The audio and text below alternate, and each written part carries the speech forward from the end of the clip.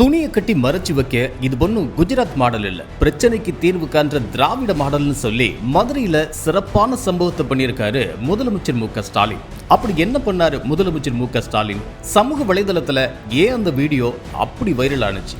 இப்போ சமீபத்துல திமுகவோட பொதுக்குழு கூட்டத்தை மதுரையில மிக பிரம்மாண்டமா நடத்தி காமிச்சாங்க. அந்த கூட்டத்துல நிறைவேற்றின 27 தீர்மானங்கள் தான் கடந்த ஒரு வாரமா எல்லா ஊடகங்கள்லயும் தலைப்பு செய்தியா இருந்துச்சு. ஆனா விஷயம் இது இல்ல.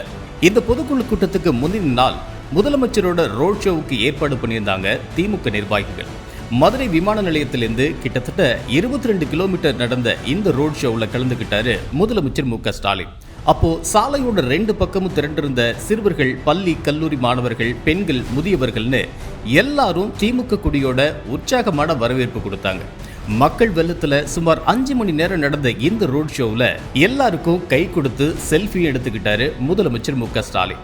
அப்போ பந்தல்குடிங்கிற ஊர்ல முதலமைச்சர் பார்வைக்கப்படாதபடி அங்க இருந்த ஒரு கால்வாயை துணியை கட்டி மறைச்சிருந்த வீடியோ ஒன்று வெளியானுச்சு.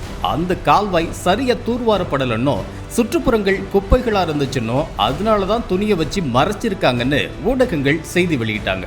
பிரதமர் மோடியோட ரோட் ஷோ நடக்கிறப்பெல்லாம் இப்படிதான் குடிசைகள் இருக்கிற பகுதிகளை துணியை வச்சு மறைப்பாங்க.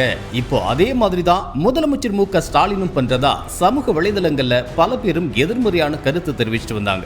இந்த செய்தி முதலமைச்சர் காதுகளுக்கு போக உடனே அதிகாரிகள், அமைச்சர்களோட பந்தல் கொடிக்கு விரைஞ்சு வந்தாரு முதலமைச்சர் மு.க.ஸ்டாலின். மறைப்புகளை அகற்றி அந்த கால்வாயை சுற்றி ஆய்வு செஞ்ச முதலமைச்சர் அமைச்சர்கள் பழனிவேல் தியாகராஜன் மற்றும் மூர்த்தியை கூப்பிட்டு உடனே அந்த இடத்தை தூர்வாரவும் தூய்மைப்படுத்தவும் உத்தரவிட்டார். இதுக்கு அடுத்த நாள் நடந்த பொதுக்கூட்டத்தில் பேசுறப்போ, துணி மறைப்பு கட்டி உண்மை நிலையை உலக தலைவர்களோட கண்களில் இருந்து மறைக்க இது பாஜக மாடல் இல்ல, இது திராவிட மாடல்னு சொல்லியிருக்காரு முதலமைச்சர் மு.க.ஸ்டாலின். அது மட்டும் இல்லாம கழகத்தையே விமர்சனம் பண்றத முழு நேர பகுதி நேர தொழிலா வச்சிருக்கிறவங்களுக்கு இது புரிஞ்சிருக்கும்னு விமர்சனங்களுக்கு சரியான பதிலடி கொடுத்தார். இதனால கால்வாயை நேர்ல ஆய்வு செஞ்ச முதலமைச்சர் மு.க.ஸ்டாலினோட வீடியோ சமூக வலைதளத்துல அதிகமா பகிரப்பட்டு வருது.